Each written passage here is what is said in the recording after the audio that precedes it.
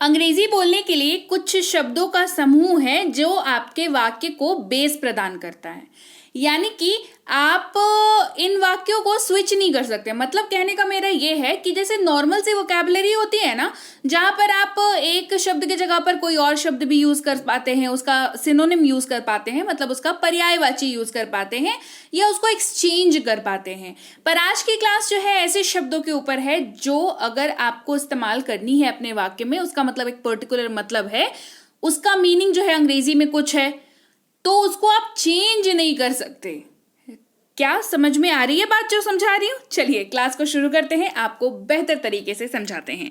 सबसे ज्यादा रोज बोले जाने वाले अंग्रेजी शब्द और उन पर बेस्ड उनका यूजेज, उन पर बेस्ड वाक्य, उनका इस्तेमाल और बहुत कुछ। चलिए क्लास को शुरू करते हैं। सबसे पहले बात करते हैं पहले शब्द की, THEIR, देयर, इसको पढ़ते हैं। इसका मतलब होता है उनका, उनकी, उनके, डिपेंडिंग कि कौन सा वाक्य में क्या यूज कर रहे हैं। अगर आप उनका यूज कर रहे हैं तो भी, उनकी यूज कर रहे हैं तो भी, उनके यूज कर रहे हैं तो भी, हिंदी वाले वाक्य में तो आपको देयर शब्द का इस्तेमाल ही करना है।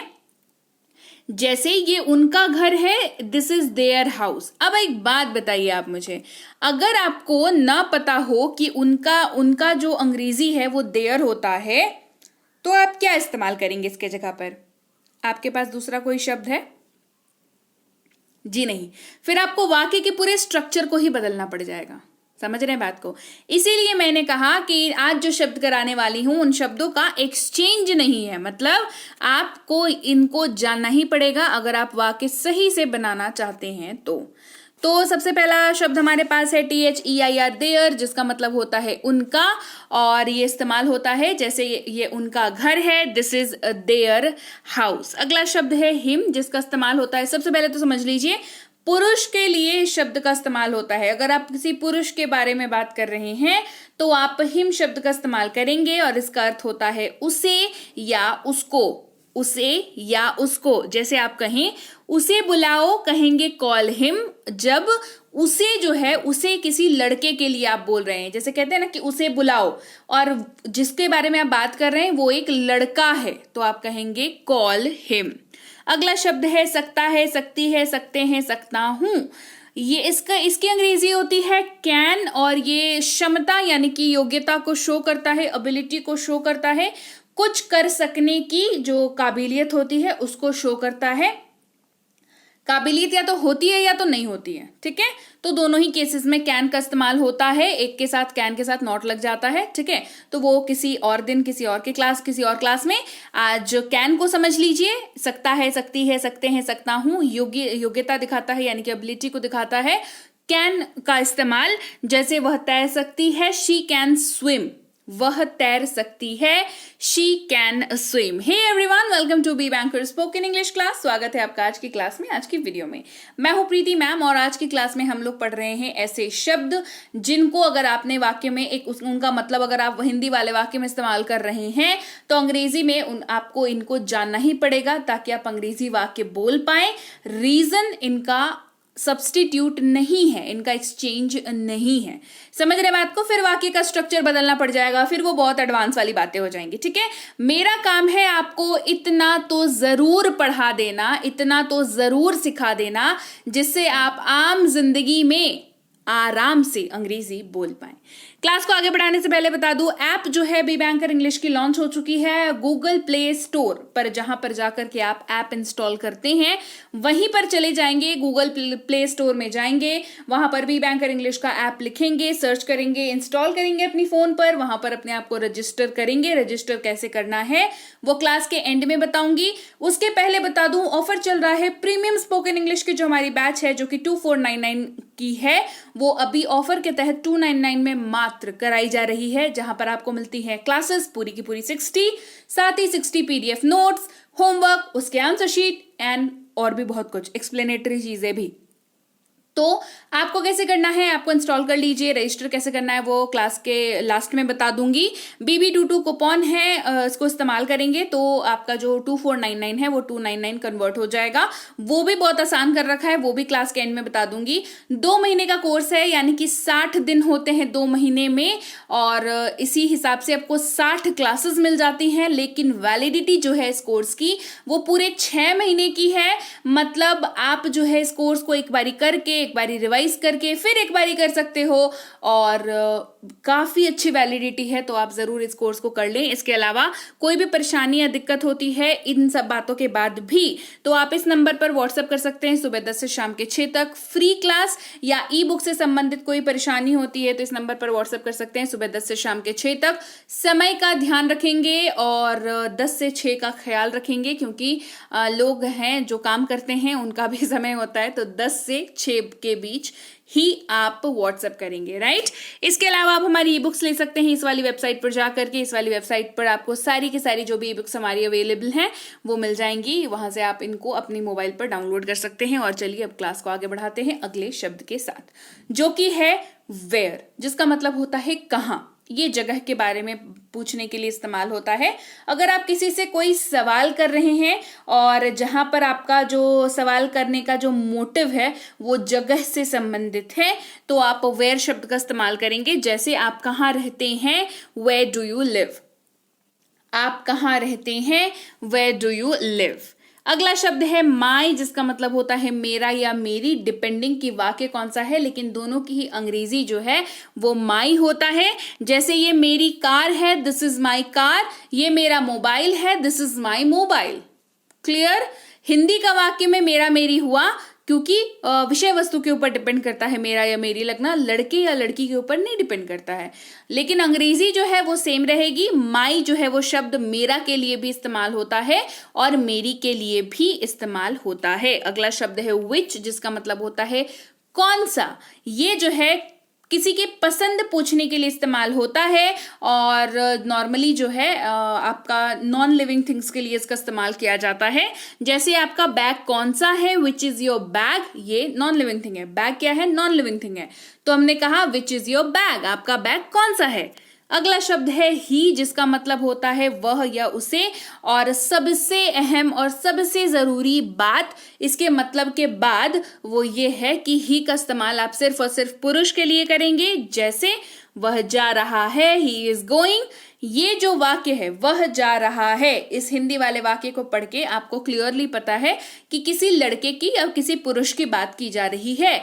लेकिन अंग्रेजी में ये बात आप कैसे समझाएंगे। अंग्रेजी में आप ये बात तब समझा सकते हैं जब आप जो है अंग्रेजी के वाक्य में ही शब्द का इस्तेमाल करेंगे। जैसे ही आपने ही का इस्तेमाल किया, सामने वाले को पता चल गया कि आप किसी लड़के के बारे में, किसी पुरुष के बारे में बात कर रहे हैं। मस्ट अगला शब्द है, जिसका मतलब होता है अवश्य चाहिए या जरूर चाहिए। उसे अवश्य जाना चाहिए, ही मस्ट गो। किसी भी ऐसे वाक्य में जहां पर आप अपनी बात को थोड़ा जोर डाल करके कहना चाहते हैं तो वहां पर आप मस्ट शब्द का इस्तेमाल करते हैं। इसीलिए हिंदी में हमने अवश्य का इस्तेमाल किया, क्योंकि अवश्य का इस्तेमाल क्या होता है, उस चीज की इंपॉर्टेंस को शो करता है। जैसे उसे अवश्य जाना चाहिए। देखिए, एक सिचुएशन लीजिए जहां पर आप कह रहे हैं कि उसे जाना चाहिए। ये ना बहुत ही आम बात हो गई, वो गया तो गया, नहीं गया नहीं गया।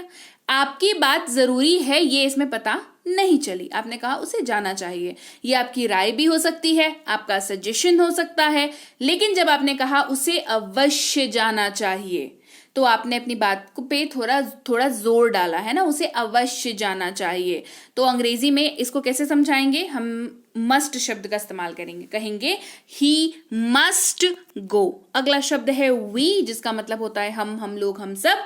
इसका इस्तेमाल जो है जब आप अपने और अपने को मिला करके बहुत सारे लोगों की बात कर रहे हैं। आप खुद की अकेले की बात नहीं कर रहे हैं, आप अपनी बात तो कर ही रहे हैं, साथ ही आपके साथ और भी लोग हैं उनकी बात भी आप कर रहे हैं, तो वी का इस्तेमाल करेंगे। जैसे हम लोग क्रिकेट खेल रहे हैं, अब हम लोग में तो आप भी हैं ना, आप भी खेल रहे हैं, तो आप अपने आप को मिला करके, आपकी जो टीम है, आपका जो ग्रुप है, उसको मिला करके आप बात कर रहे हैं कि हम लोग क्रिकेट खेल रहे हैं, तो we are playing cricket. We are playing cricket. अगला शब्द है हुज, जिसका मतलब होता है किसका, या किसकी, और जाहिर सी बात है किसका या किसके शब्द से अपने आप ही जाहिर है कि ये पोजीशन के बारे में बात कर रहा है, यानी कि मालिकाना हक के बारे में पूछने के लिए इस्तेमाल होता है। अगेन हुज का इस्तेमाल सवाल पूछने के लिए किया जाता है। जैसे ये कलम किसकी है, हुज इज दिस पेन। ये कलम किसकी है, हुज इज दिस पेन। अगला शब्द है हिज, जिसका मतलब होता है उसका या उसकी।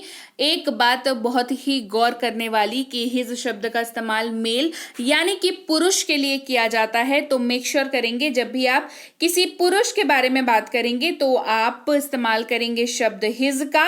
कैसे इस्तेमाल करेंगे चलिए देखें। ये उसका घर है, दिस इज हिज हाउस। तो जिसके भी घर की आप बात कर रहे हैं, अगर वो कोई पुरुष है तो हो जाएगा हिज का इस्तेमाल। किसका इस्तेमाल हो जाएगा, हिज का इस्तेमाल करेंगे।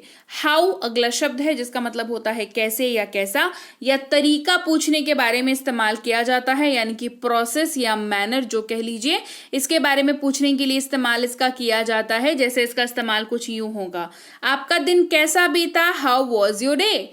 आपका दिन कैसा बीता, हाउ वॉज योर डे। अगला शब्द है हर, जिसका मतलब होता है उसका या उसकी, लेकिन गौर फरमाने वाली बहुत ही जरूरी बात कि इसका इस्तेमाल फीमेल यानी कि महिला के लिए ही किया जाता है। जब आप वाक्य बोल रहे हो और उसमें उसका या उसकी का इस्तेमाल कर रहे हो और जिसके लिए आप इस्तेमाल कर रहे हो वो एक महिला है, तो आप हर शब्द का इस्तेमाल करेंगे। जैसे ये उसकी कार है, दिस इज हर कार। यह उसकी कार है, दिस इज हर कार। अगला शब्द है हु, जिसका मतलब होता है कौन या किसने। ये लोगों के बारे में पूछने के लिए इस्तेमाल होता है। अगेन सवाल पूछने के लिए इस्तेमाल होता है, और ये सवाल जो है कैसा होना चाहिए, लोगों के से संबंधित होना चाहिए, लोगों के बारे में पूछने से संबंधित होना चाहिए। जैसे कौन है वहां, हु इज देयर। कौन है वहां, हु इज देयर। अगला शब्द है इट, जिसका मतलब होता है यह। जैसे यह संभव है, इट इज पॉसिबल। यह संभव है, इट इज पॉसिबल। अगला शब्द है देम, जिसका मतलब होता है उन्हें, और इसका इस्तेमाल होता है किसी को बोलने के लिए। जैसे उन्हें बुलाओ, कॉल देम। उन्हें बुलाओ, कॉल देम। दे इस्तेमाल होता है वे लोग, वे सब, ये लोग। अगर आप इनमें से किसी का भी इस्तेमाल अपने हिंदी वाक्य में कर रहे हैं तो आप उसके अंग्रेजी वाले वाक्य में दे शब्द का इस्तेमाल करेंगे। जैसे वे जा रहे हैं, दे आर गोइंग। वे जा रहे हैं, दे आर गोइंग। अगला शब्द है विल, जिसका मतलब होता है गा, गे या गी। अगर आपको वाक्य के अंत में अगर आप इस्तेमाल कर रहे हैं अपने हिंदी वाक्य के अंत में, तो अंग्रेजी में विल का इस्तेमाल करेंगे। जैसे वह जाएगा, ही विल गो। वह जाएगा, ही विल गो। तुम, आप, तू इस्तेमाल करेंगे शब्द यू का, YO, यू का इस्तेमाल करेंगे। जैसे आप कैसे हैं, हाउ आर यू। आप कैसे हैं, हाउ आर यू। अगला शब्द है शुड, जिसका मतलब होता है चाहिए। अगर आप वाक्य में इस्तेमाल कर रहे हैं चाहिए, लेकिन वाक्य जो है कैसा होना चाहिए, वाक्य होना चाहिए सलाह देने वाला या उपदेश देने वाला, है ना। जैसे उसे जल्दी उठना चाहिए, he should wake up early. उसे जल्दी उठना चाहिए, he should wake up early. अगला शब्द है माइट, जिसका मतलब होता है शायद सकता है, शायद सकती है, शायद सकते हैं। शायद लगा हुआ है वाक्य की शुरुआत में और बीच में ब्लैंक है, जो कि उस वाक्य के दूसरे शब्दों के लिए जगह छोड़ी हुई है, और अंत में क्या है, सकता है, सकती है, सकते हैं। तो वहां पर माइट का इस्तेमाल होगा। जैसे उन्हें शायद देर हो सकती है, दे माइट बी लेट। उन्हें शायद देर हो सकती है, दे माइट बी लेट। अगला शब्द है शैल, जिसका मतलब होता है गा, गे, गी, लेकिन ये अब व्यवहारिक तौर पर स्पोकन इंग्लिश में इस्तेमाल नहीं किया जाता है। तो इसके बारे में आपको इसका क्योंकि यूजेज नहीं है, बहुत एडवांस लेवल पे कभी कभार यूज हो जाता है, तो इसी वजह से इतना दिमाग इसमें लगाने की जरूरत आपको नहीं है। अगला शब्द है शी, जिसका मतलब होता है वह या उसे। नोट करने वाली बात कि शी शब्द का इस्तेमाल महिला के लिए किया जाता है, कि जब भी आप किसी महिला के बारे में बात कर रहे हो तो आप ध्यान रखें कि आपको शी शब्द का इस्तेमाल करना है। जैसे वह जा रही है, हिंदी में तो समझ में आ गया कि बंदी की बात हो रही है, मतलब किसी महिला की बात हो रही है। अंग्रेजी में कैसे समझाएंगे कि महिला की बात कर रहे हैं? कहेंगे शी इज गोइंग। क्या कहेंगे? She is going. अगला शब्द है कुड, जिसका मतलब होता है सका, सकी, सके या पाया, पाई, पाए। आप इनमें से किसी का भी इस्तेमाल अगर अपने हिंदी वाक्य में कर रहे हैं तो उसकी अंग्रेजी में कुड शब्द का इस्तेमाल करेंगे। जैसे वह नहीं जा सका या वह नहीं जा पाया, he could not go, he could not go. अगला शब्द है वॉट, जिसका मतलब होता है क्या, और इससे आप साफ समझ सकते हैं इसका इस्तेमाल सूचना यानी कि इंफॉर्मेशन पूछने के लिए इस्तेमाल होता है। उदाहरण के तौर पर आप क्या कर रहे हैं, व्हाट आर यू डूइंग, तो जो भी आप कर रहे होंगे आप उसका रिप्लाई करोगे, राइट? आप बताओगे हाँ मैं किताब पढ़ रहा हूँ या किताब पढ़ रही हूँ, तो आपने अपनी इंफॉर्मेशन सामने वाले को दे दी।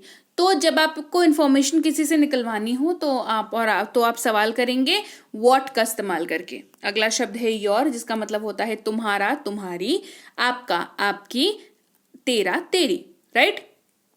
समस्या कहाँ पर है? हिंदी में अगर हम बड़े से बात कर रहे हैं तो आपका या आपकी करके बात करते हैं, अगर दोस्त से बात कर रहे हैं तो तेरा या तेरी करके बात करते हैं, या हम उम्र से बात कर रहे हैं तो हम लोग बात करते हैं तुम्हारा या तुम्हारी करके बात करते हैं, राइट?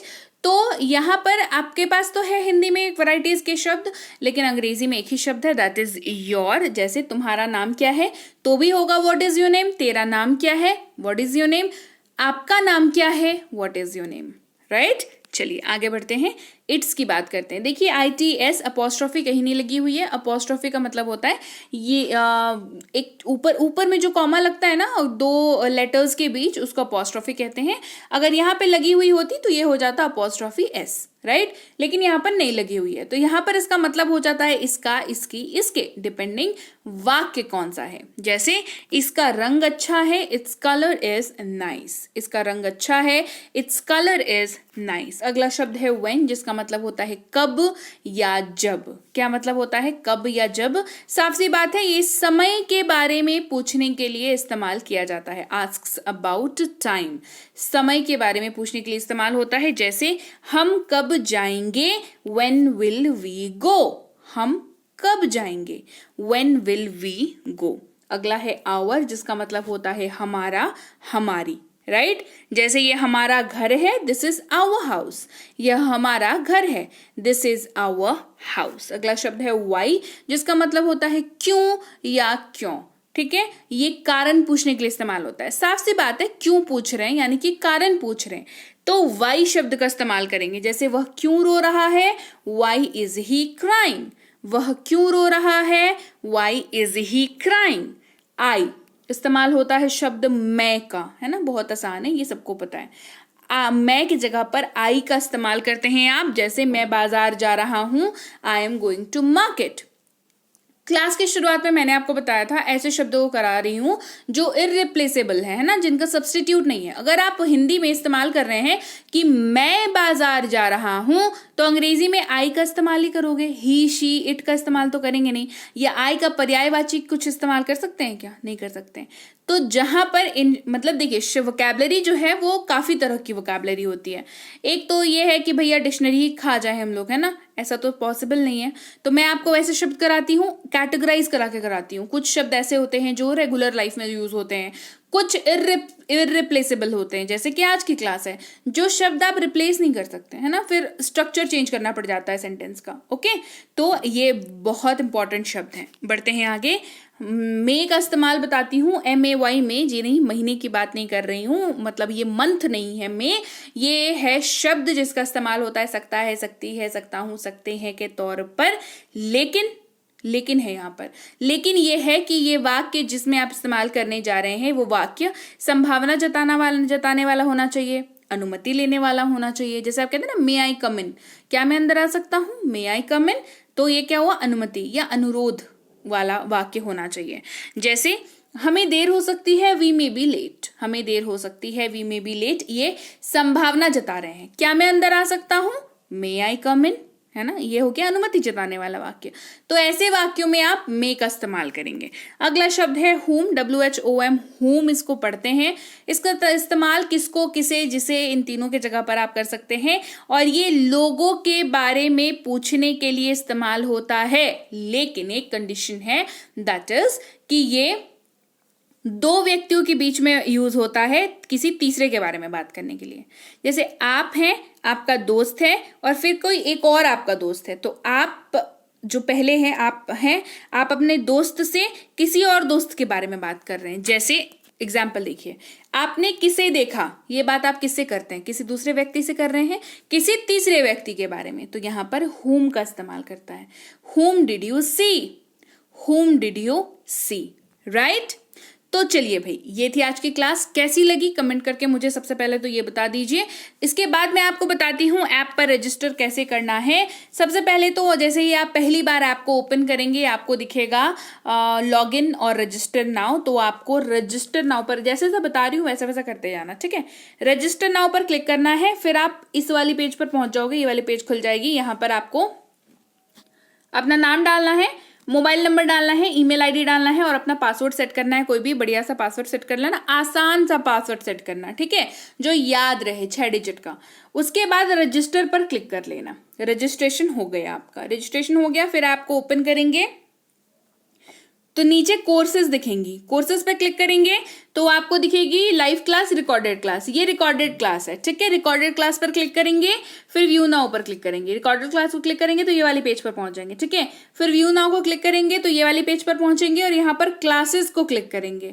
क्लासेस को क्लिक करते के साथ ही आपके सामने पूरी लिस्ट खुल जाएगी, क्लास 1 से लेकर के क्लास 60 तक, और हर क्लास के सामने अनलॉक नाउ लिखा हुआ रहेगा। तो अनलॉक नाउ को क्या करना है, फिर अनलॉक करना है ना, तो क्लास 1 के सामने अनलॉक नाउ को क्लिक करेंगे, जिसके बाद आप ये वाली पेज पर पहुंचोगे। ये देखो, ये अनलॉक नाउ को क्लिक करेंगे तो ये वाली पेज पर पहुंच जाएंगे, जहां पर आपको BB22 कूपन दिखेगा, उसको टच करना है। फिर सब्सक्राइब बटन को टच करना है तो ये वाली पेज पर पहुंच जाएंगे, जहां पर आपको सबसे पहले चेक करना है कि यहाँ पर 299 लिखा हुआ है कि नहीं है।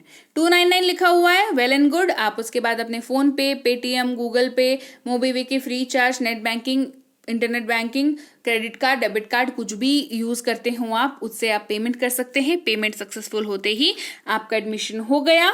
एडमिशन होते के साथ हर उस जगह जहां पर आपको अनलॉक नाउ दिख रहा था, अब हर जगह पे start now, start now, start now दिखने लगेगा। क्लास की PDF के लिए PDF वाले सेक्शन में चले जाइएगा, ऊपर में यहाँ पर दिख रहा है आपको, वहां पर आपको view now, view now, view now दिखेगा। तो जो भी क्लास देख रहे हैं उसकी PDF देख लीजिएगा, नोट्स बना लीजिएगा। होमवर्क जो आंसर शीट है वो सबसे आखिर में होगी, वहां पर उसका आंसर शीट से अपना आंसर मैच कर लीजिएगा। इसके अलावा कोई दिक्कत होती है तो इस नंबर पर व्हाट्सएप करेंगे सुबह 10 से शाम के 6 तक। पेड कोर्स वाले फ्री क्लास में अगर कोई दिक्कत होती है तो इस वाले नंबर पर मैसेज करेंगे सुबह 10 से शाम के 6 तक।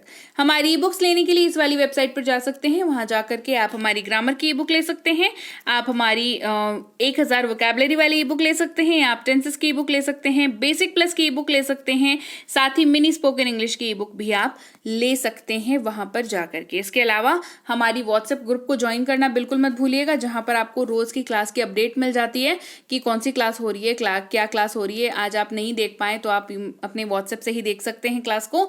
इसके अलावा टेलीग्राम पर चैनल ज्वाइन कर लीजिएगा, और ये वाले लिंक को यूज करके या फिर इस नंबर को यूज करके या फिर B banker English classes search करके 17-18 हजार के लगभग सब्सक्राइबर्स हैं, तो इसको चेक कर लीजिएगा। मेरे नाम का कोई चैनल नहीं मिलेगा, अगर मिलता है तो वो नकली चैनल है। अपने मुंह से बोल रही हूँ मैं कि मेरे नाम से अगर कोई चैनल मिलता है तो वो फेक चैनल है, उसको नहीं ज्वाइन करना है। वहां पर आपके साथ मतलब कुछ ऐसे हो सकता है कि गलत सलत कुछ इन्फॉर्मेशन आपको आपकी ले ली जाए या कुछ भी इस तरीके से, तो फेक चैनल पे क्यों ही जुड़ना है ना।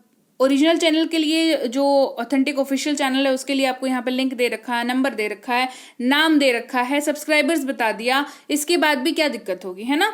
तो इसको ज्वाइन कर लेंगे टेलीग्राम के चैनल को, और सब्सक्राइब नहीं किया है चैनल को तो जल्दी से कर लीजिए। B banker spoken English class आप देख रहे हैं, और मैं आपसे मिलूंगी आपके अगली क्लास में। Till then, thank you so much for watching, stay tune to B banker spoken